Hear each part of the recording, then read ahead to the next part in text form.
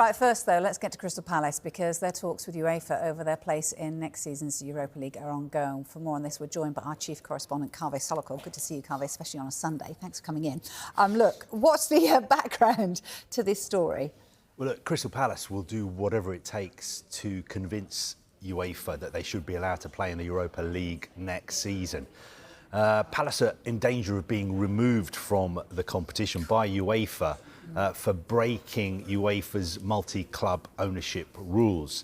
Now, the US businessman John Textor, he owns shares in Palace and he also owns shares in the French club Lyon. And now both clubs have qualified for the Europa League and that has put Palace's place at risk. UEFA's rules ban clubs with the same ownership group from playing in the same competition. Now, you're looking at me probably thinking, well, other clubs who are part of multi-club ownership groups play in the same competitions. I think Manchester City and Girona, RB Leipzig and Red Bull Salzburg, for instance. Now, UEFA do have a way where you can get round their multi-club ownership rules. And what you need to do is, by the 1st of March, you need to change the ownership structure of one of the two clubs. By the 1st of March this year that's gone? Yes. Just March, yeah. A couple of months ago. Okay. Now, in Palace's case, on the 1st of March, they did not think that they were going to win the FA Cup. No. Remember, they've never won a major trophy in their history. They didn't think they were going to win the FA Cup and qualify for the Europa League. Also, it looked very, very unlikely that Lyon would get into the Europa League. They've only got in because of a series of unforeseen circumstances. They only finished 6th in the French First Division, I think on goal difference, on the final day of the season, because Strasbourg let in a last-minute equaliser. Even then, finishing 6th didn't get you into the Europa League. They got into the Europa League because PSG won the French Cup. And PSG, of course, were already in the Champions League. So then their slot, the cup winners usually get into the Europa League. That slot went to the team who finished 6th.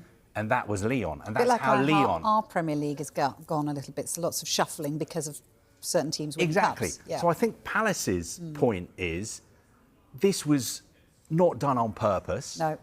It was a simple technical administrative error and we can fix it as soon as possible. We can do whatever UEFA want us to do to make sure we comply with the regulations so that we can play in the Europa League. OK, so, I mean, obviously, Palace fans, this is the worst possible news for them this morning. So are those their only arguments? You know, how do they see it in terms of Palace? Well, Crystal Palace's executive chairman, Steve Parish, and also John Textor, went to a meeting at UEFA's headquarters in Nyon in Switzerland on Tuesday. And I believe they made a very compelling case about why Palace should be allowed to play in the Europa League. They told UEFA that John Textor personally owns, I think, around 30% of the shares in Crystal Palace. And also, Palace are not run by John Textor. Everybody in football knows that Steve Parish, the executive chairman, basically runs Crystal Palace, backed by partners Josh Harris and David Blitzer. So John Textor doesn't run Palace, first point. Second point, Palace earned their place in the Europa League by winning the FA Cup in thrilling fashion, by beating Manchester City. They deserve their place. And they are absolutely not part of a multi-club ownership group. They are not part of a multi-club ownership group. Palace are an independent South London club and they don't share any resources, staff with Lyon whatsoever. That's really important, isn't it? Very, very important. Yeah. Because the reason people have multi-club ownership groups is because they want to take advantage of being able to collaborate with other groups, share resources, share players, staff, data, transfer information, for instance. That does not happen at Palace. They do not collaborate with Lyon.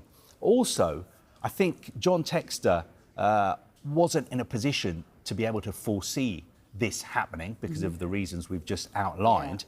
And he's made it clear to UEFA as well that he will do whatever they want to make sure that Palace can play in the Europa League. And what's more, we know that John Textor is trying to sell his shares in Palace because he's frustrated that he doesn't have enough control at Palace and they don't fit in to his multi-club ownership group, Eagle Football Holdings. There's a good column about this in the Telegraph today by Sam Wallace, and he makes the point that in football circles, everybody jokes that John Textor has the most expensive season ticket in the Premier League because he owns a share of Palace, but he doesn't really have a say in it. It's just like having a season ticket because basically everybody in football knows Steve Parish is the real power and the one person who really makes the decisions at Crystal Palace and runs the club.